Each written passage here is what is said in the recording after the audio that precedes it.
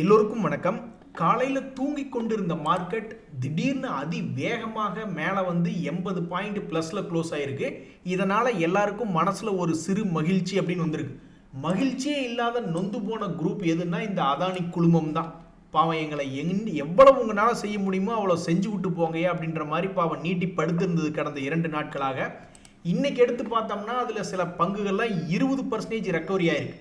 Adani power ஒரு 20%, ஏடிஜிஎல் ஒரு 20%. இந்த அதானி பவர்லாம் ஒரு நண்பர் ஹெவியாக வாங்கி வச்சிருக்கேன், அவன் இறங்கின என்ன ஏறத்தான் போகிறான் அப்படின்ற மாதிரி சொல்லிட்டு இருந்தாரு. அவர் சொன்ன மாதிரி இன்னைக்கு 20% மேல் நோக்கி ஏறி வந்துடுச்சு. சில பங்குகள் 10% மேல் நோக்கி ஏறி வந்திருக்கு. என்ன காரணம்? இவங்க சொன்னது என்ன அப்படின்னு பார்த்தீங்கன்னா, ஆமாப்பா எங்களுடைய அதானி குழுமத்தினுடைய தலைவர் அதானி மேலையெல்லாம் சில கேஸ் போச்சு, உண்மைதான். ஆனால் அதை பற்றி தப்பும் தவறுமாக பல லீடிங் பத்திரிகைகள் எழுதிட்டாங்க. இனி இந்த பத்திரிகையெல்லாம் பொறுப்பு எடுத்துக்குமா அப்படின்னா கிடையாது.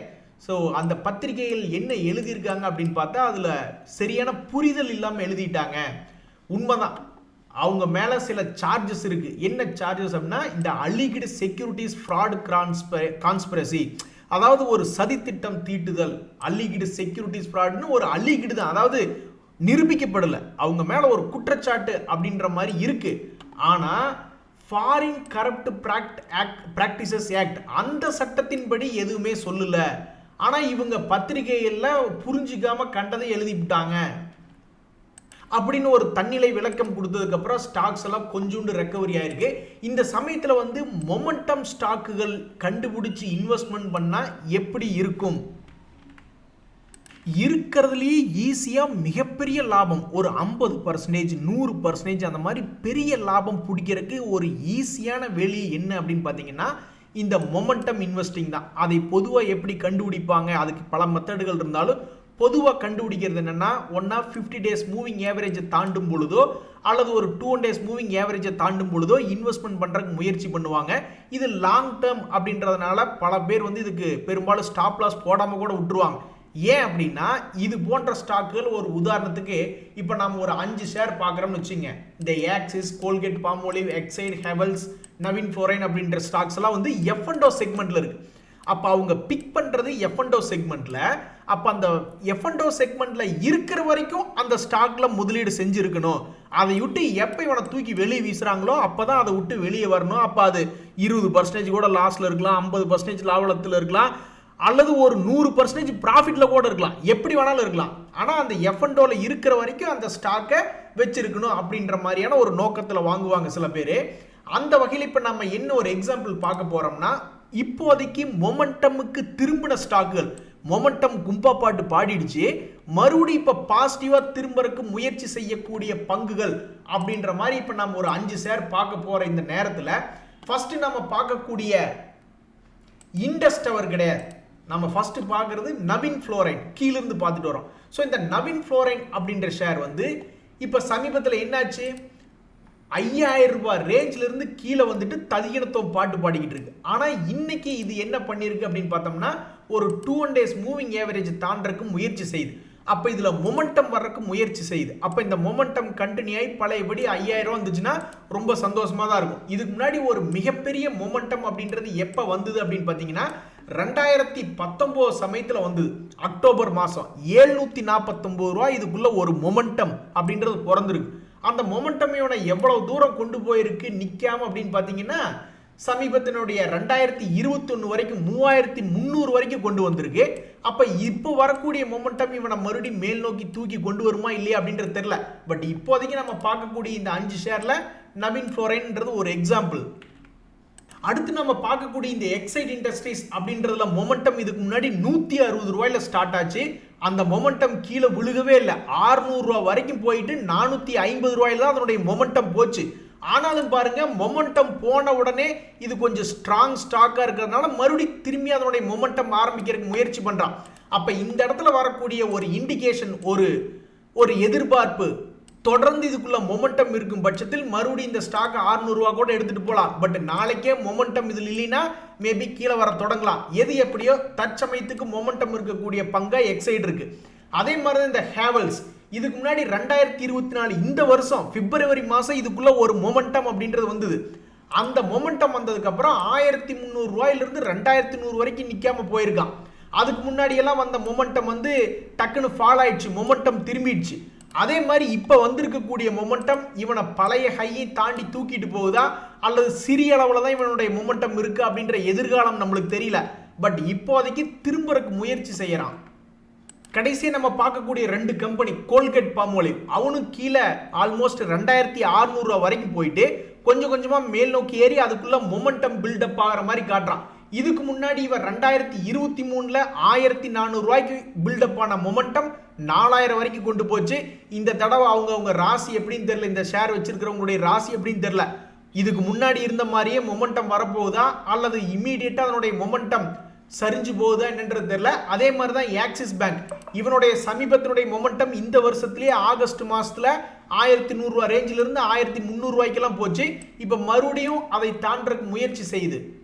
இதுக்கு பேர் தாங்க மொமெண்டம் இன்வெஸ்டிங் அப்படின்றது. ரொம்ப ரொம்ப ஈஸியானது. ஒரு 2 days மூவிங் ஆவரேஜ் தாண்டும் பொழுது அதுக்குள்ள மொமெண்டம் வருது அப்படின்னு பொதுவா இந்த ஷேர் மார்க்கெட் நம்புது. அதனால அதுல என்ட்ரி ஆகலான்னு பாக்குது. எப்ப அதை விட்டு வெளியே வருவாங்கன்னா, பணபலம் கம்மியா இருக்கிறவங்க ஏவரேஜ் எல்லாம் வேண்டாம் தம்பி, சமீபத்தினுடைய லோ என்னவோ அந்த லோக்கு கீழே மறுபடி போற மாதிரி இருந்தா வெளியே வந்துரு அப்படின்ற மாதிரி சில பேர் இருப்பாங்க. சில பேர் என்ன பண்ணுவாங்கன்னா, நான் எடுத்திருக்கிறது ஒரு யூனிவர்ஸ்ல இருந்து எடுத்திருக்கேன், எஃப்என்டோ ஸ்டாக்ஸ்ல இருந்து எடுத்திருக்கேன், அந்த எஃப்என்டா விட்டு எப்ப வெளியே போகுதோ அப்ப அதை ஸ்டாப் லாஸ் போட்டு வெளியே வந்துட வேண்டியது அப்படின்ற மாதிரி நினைப்பாங்க. என்ன காரணம்னா இதுதான் காரணம். சில நேரங்களில் இறங்குற மாதிரி இறங்குவான், அப்புறம் திரும்பி மேல் நோக்கி ஏறுவான், அப்ப போட்ட ஸ்டாப் லாஸ் வெட்டியே போயிடும் அப்படின்றதுனால சில பேர் அந்த மாதிரி ஸ்டாப் லாஸ் ஃபாலோ பண்ணுவாங்க. எது எப்படியோ அந்த சுவர் இருந்தால்தான் சித்திரம் வரைய முடியும் அப்படின்ற மாதிரி அதுக்குள்ள மொமெண்டம் இருக்குன்னு காட்டுறான். ஆனா உண்மையிலேயே அதுக்குள்ள இருந்ததுனா தான் இந்த மாதிரி ஒரு மிகப்பெரிய லாபம் அப்படின்ற சம்பாரிச்சு கொடுக்கும். அது வரைக்கும் கையில வேற வச்சுட்டு வந்துட்டு இருக்கணும். சில பேர்த்துக்கு வந்து ஒரு 100 ரூபாய் ஷேர் 50 பைசா ஏறி 50 பைசா இறங்கினாவே ஐயோ அம்மா அப்படின்ற மாதிரி பயப்படுவாங்க. அவங்களுக்கு இந்த மாதிரி மொமெண்டம் இன்வெஸ்டிங் அப்படின்றது ஒத்து வராது. தோல்விக்கு பிறகும் ஜெயிச்சது எப்படி அப்படின்னு ஆராய்ச்சி செய்யற மாதிரி இந்த அதானி குரூப் ஸ்டாக்ஸ்ல இன்னைக்கு ஏறி இருக்கு. ஆனா அன்னைக்கே ஒரு நண்பர் சூப்பரா சொன்னார், இந்த அதானி குரூப் வந்து பணம் ஃபண்ட் ரைஸ் பண்றாங்க அப்படின்ற மாதிரி ஒரு நியூஸ் வந்துச்சுன்னா உடனே அயல் நாட்டிலிருந்து ஏதாவது நியூஸ் விட்டு அது கீழே இறக்கி விடுவாங்க. அப்ப நியூஸ் வரும்பொழுதே இந்த ஆப்ஷன் ட்ரேடிங் பண்றவங்களுக்கெல்லாம் லக்கு தான். புட்டோ கால எந்த பக்கம் போகும் தெரியாது, ஆனா எந்த பக்கம் போனாலும் பெருசா போறதுக்கு வாய்ப்பு இருக்கு அப்படின்ற மாதிரி சொன்னார். அதே மாதிரி அந்த நியூஸ் வந்து ஒரு 2-3 நாள் கழிச்சு இந்த அதானி குரூப் ஏதாவது ஒரு தன்னிலை விளக்கம் சொல்லுவாங்க, அதுக்கப்புறம் அது ரெக்கவரி ஆனாலும் ஆகுங்க. ஸோ இந்த ஸ்டாக்ல அதானி குரூப் ஸ்டாக்ஸ்ல இன்வெஸ்ட்மெண்ட் பண்றவங்களுக்கு தாங்க வயிற்றுலி வாயிலையும் போகும். எந்த நேரத்தில் என்ன நடக்கும்னே தெரியாது, ஒரு மாதிரி பீதியிலேயே உட்காந்துருக்கணும். ஆனா அதை வச்சு ட்ரேடிங் பண்றவங்க நல்லா அழகா சம்பாரிச்சுட்டு போயிடுவாங்க. அதாவது கரெக்டா பண்ணா, தப்பா பண்ணா அப்புறம் அதுலயும் பெரிய கும்பா தான். ஸோ நம்ம நண்பர் சொன்னது ரொம்ப சரியா போயிடுச்சு. இன்னைக்கு ஏறின ஷேர்கள்ல வேறு என்ன முக்கியமா கவனிக்கணும்னா, தவறு செய்து விட்டாய் சிவகாமி அப்படின்ற மாதிரி இந்த நிப்டி நெக்ஸ்ட் 50 இண்டெக்ஸ் எடுத்து பார்த்தோம்னு வச்சுங்க, அதுல டாப் கெய்னர் ஒரு 5 பேர் அதானி குரூப்பாவே இருக்காங்க. ஏங்க மொத்தம் 50 ஷேர்கள் இருக்குன்னு வச்சுங்க, அதுல 5 பேர் வந்து ஒரே குரூப்பை சேர்ந்த பங்குகள் இருக்கிறது என்னை பொறுத்த வரைக்கும் ஒரு தவறாக தான் நான் பார்க்குறேன். ஏன்னா இந்த மாதிரி ஏதாவது நடக்கும்போது சந்தோஷம் வரும், அதுக்கப்புறம் துக்கம் வரும். இன்னைக்கு பார்த்தீங்கன்னா சில பேர் 20% ஏறின 2 பங்குகள், 10% ஏறின 2 பங்குகள், அப்புறம் அம்புஜா அது 5% ஏறின பங்குகள்னு சந்தோஷம் இருக்கும். அதே அப்படியே மாற்றி இறங்கும் பொழுது அந்த இண்டெக்ஸே பாதிக்கும். அதனால என்னை பொறுத்த வரைக்கும் நான் வந்து இந்த மாதிரி ஒரு எக்ஸ்சேஞ்ச் நடத்துறேன் அப்படின்னா ஒரே குரூப்ல இருந்து இந்த மாதிரி 5 பங்குகளை எல்லாம் எடுக்க மாட்டேன். இன்னைக்கு மற்ற பங்குகளை கவனிக்கல. ஐடியா ஷேர் எப்படியே இன்னைக்கு தக்கு முக்காடி மிட் கேப்ல ஒரு டாப் கெய்னரா வந்துட்டான். அவங்க கூட இந்த அதானி குரூப்னுடைய AWL, BDL இவங்க எல்லாமே கொஞ்சம் டாப் கெய்னரா வந்துட்டாங்க.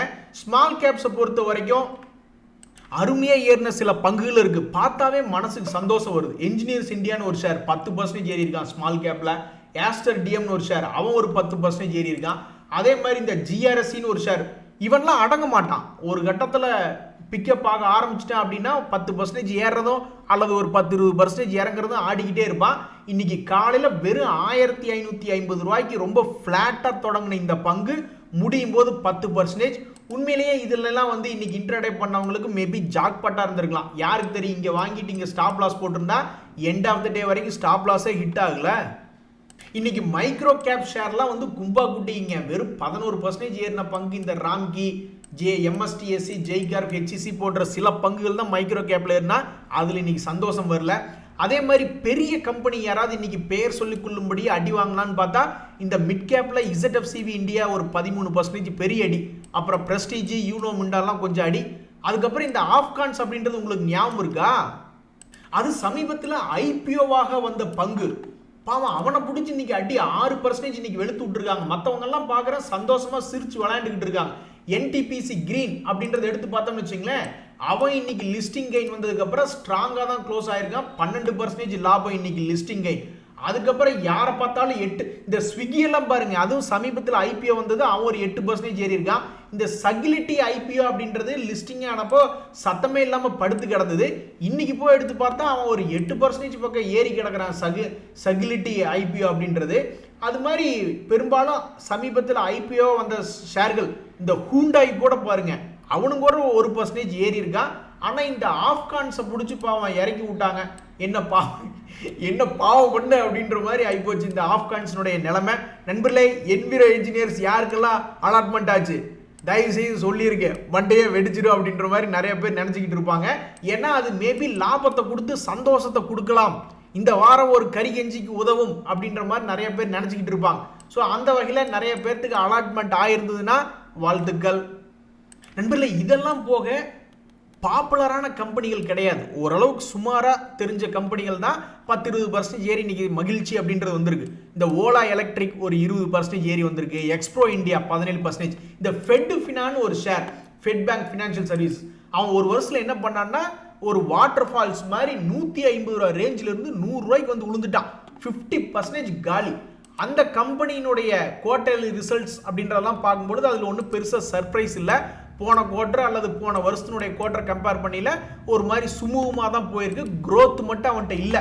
அதே மாதிரி முதலீட்டாளர்கள் அப்படின்னு பார்க்கும்பொழுது இன்னுமே டிஐஸ் எல்லாம் பெரிய அளவில் ஹோல்டிங் அப்படின்றது இன்னும் வச்சுக்கிட்டு தான் இருக்காங்க. ஸோ அடிப்படையில் எதுவும் பெருசாக மாறல. ஆனால் இந்த ஸ்டாக் ப்ரைஸ் வந்து ஆல்மோஸ்ட் 50% பக்கம் இறங்கிட்டு இன்னைக்கு என்ன நினைச்சானோ தெரியல, கொஞ்சோண்டு மேல் நோக்கி ஏறி வந்திருக்கான். அதே மாதிரி இது பெயர் தெரியாத சில கம்பெனிகள், அறிமுகம் அதிகமாக இல்லாத சில கம்பெனிகள், இந்த ராம்கி அப்படின்றதெல்லாம் ஏதாவது ஒரு இண்டிசஸ்ல இருந்தாலும் அதிகமாக அறிமுகம் இல்லை. இந்த டிடிஎம்எல் அண்ட் ஐடியா பாருங்க, எப்படியோ எஸ்கேப் ஆகிட்டாங்க. இன்னைக்கு நான்லாம் நினச்சிக்கிட்டு இருந்தேன், நேற்று இந்த ஐடியா வந்து ஒரு தன்னிலை விளக்கம் கொடுத்ததுக்கப்புறம் எங்களுக்கெல்லாம் இன்னும் எதுவும் கன்ஃபர்மேஷன் வரல அப்படின்னு சொன்னதுக்கப்புறமும் இன்னைக்கு பாசிட்டிவ்ல க்ளோஸ் ஆயிருக்காங்கன்னா ஜாலி தான்.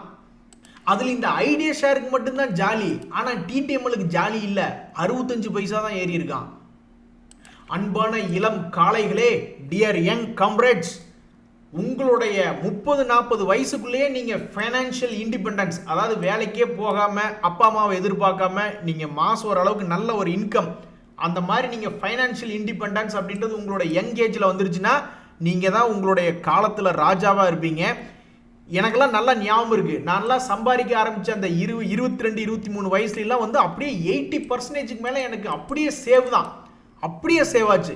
நீங்களும் அந்த மாதிரி எல்லாமே ஆசை இருக்கும், வீடு வாங்கணும், ரெண்டல் வாங்க, இந்த கார் வாங்கணும், பைக் வாங்கணும், எல்லாமே ரொம்ப கம்மியான செகண்ட் ஹேண்டில் வாங்கினாவோ அல்லது ஏதாவது ஒரு ரெண்டல் மாதிரி வாங்கி யூஸ் பண்ணி பணத்தை நல்ல ஒரு 80%-90% சேவ் பண்ணிங்கன்னா எதிர்காலத்தில் அருமையாக இருக்கும். ஏன்னா எதிர்காலத்தில் கல்யாணம் ஆனதுக்கப்புறம் உங்களால் சேவ் பண்ணுறது ரொம்ப ரொம்ப கஷ்டம். இப்போ கூட நீங்கள் வந்து உங்களுக்கு ஏதாவது ஒரு கேர்ள் ஃப்ரெண்ட் அல்லது பாய் ஃப்ரெண்டுகளாக ரொம்ப அதிகமாக இருந்ததுன்னா சேவ் பண்ணுறது ரொம்ப கஷ்டமாக இருக்கும். அந்த சமயத்தில் உங்களுக்கு செலவு பண்ணக்கூடிய ஒரு கேர்ள் ஃப்ரெண்டோ பாய் ஃப்ரெண்டாக இருந்தால் தான் உங்களால் பணம் என்பது ரொம்ப சேமிக்க முடியும். அதனால் இப்போவே கண்டிஷன் போட்டுருங்க, இந்த பார் பைக்குக்கு பெட்ரோல் போடுறியா, வெளியே வந்தால் சாப்பாடு வாங்கி தரியா, அப்போ நான் மட்டும்தான் உன்னை நான் ஃப்ரெண்டை ஏற்றுக்குவேன் கேர்ள் ஃப்ரெண்டா அப்படின்ற மாதிரி சில கண்டிஷன்கள் போட்டிங்கன்னா நீங்கள் சம்பாதிக்கிறத அப்படியே சேவ் பண்ணலாம்.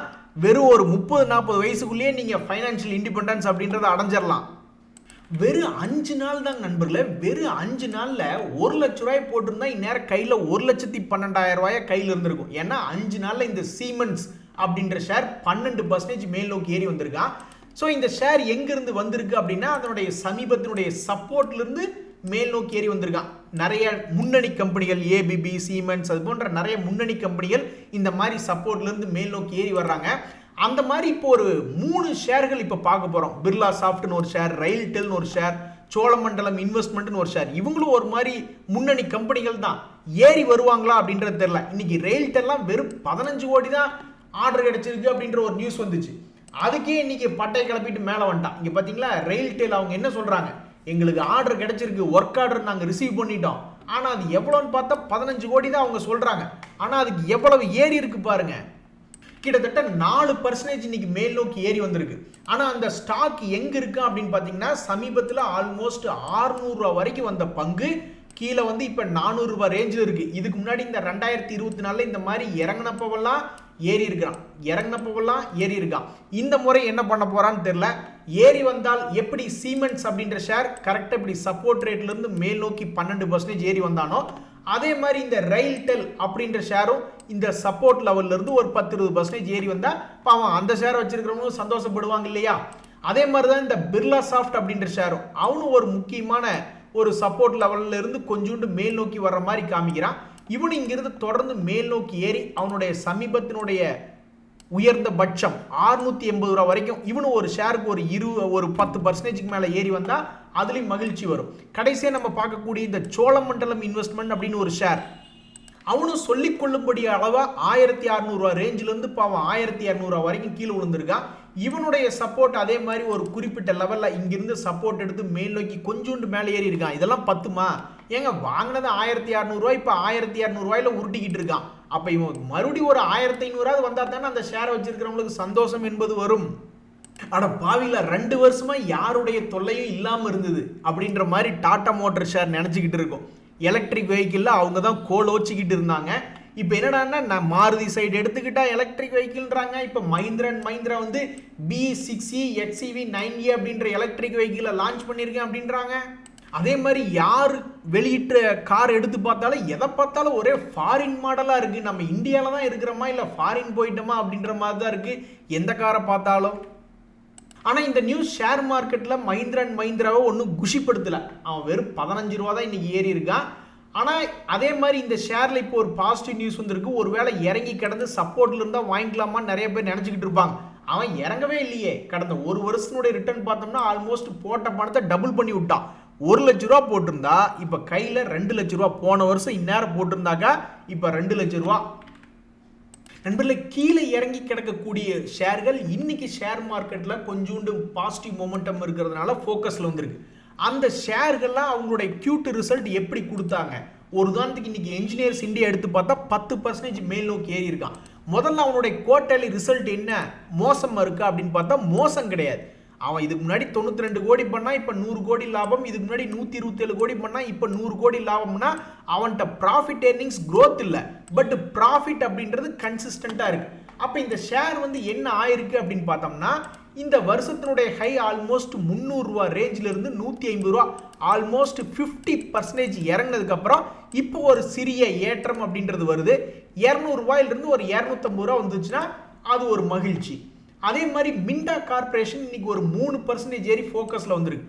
இந்த மிண்டா கார்பரேஷன் அவனு ஏதாவது தப்பு பண்ணிட்டானா அப்படின்னு பார்த்தா கிடையாது. போன வருஷத்தினுடைய ரிசல்ட்டை விட இது கொஞ்சம் பெட்டர்.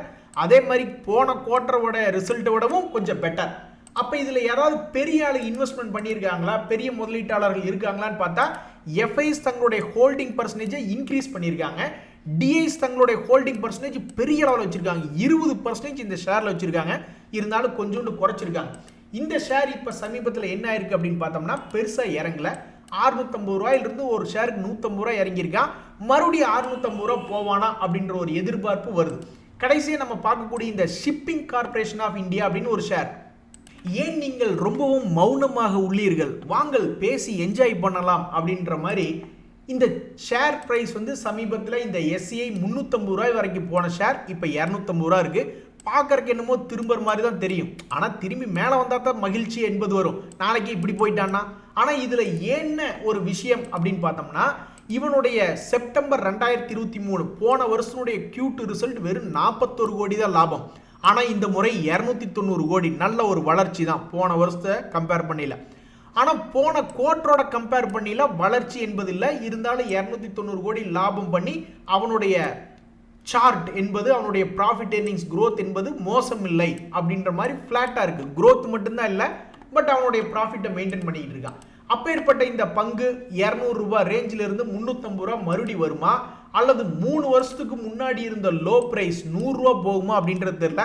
எப்படி போனாலும் சந்தோஷம் தான் இந்த ஷேரை வச்சிருக்கிறவங்களுக்கு. என்ன காரணம்னா நீங்க 10 வருஷ பீரியட்ல பாருங்க. 2015 இருந்தே இவன் ஏறினா இறங்குறவன் தான். மறுபடி ஏறினா இறங்குறவன் தான், மறுபடி ஏறினா இறங்குறவன் தான், மறுபடி ஏறினா இறங்குறவன் தான், மறுபடி ஏறினா இறங்குறவன் தான், மறுபடி ஏறினா இறங்குறவன் தான். இப்படி இவனுடைய வேலையே இறங்குனா ஏறுவதும் ஏறினா இறங்குவதும் இருக்கிறதுனால இவன் இங்கிருந்து மேலே ஏறினாலும் சந்தோஷம், கீழே இறங்கினாலும் சந்தோஷம் தான் அப்படிங்கிற மாதிரி. சரிங்க நண்பர்களே, இன்றைய தகவல் அனைத்தும் உங்களுக்கு உதவியாக இருந்ததுன்னா எனக்கு சந்தோஷம் தான். ரொம்ப நன்றி, வணக்கம்.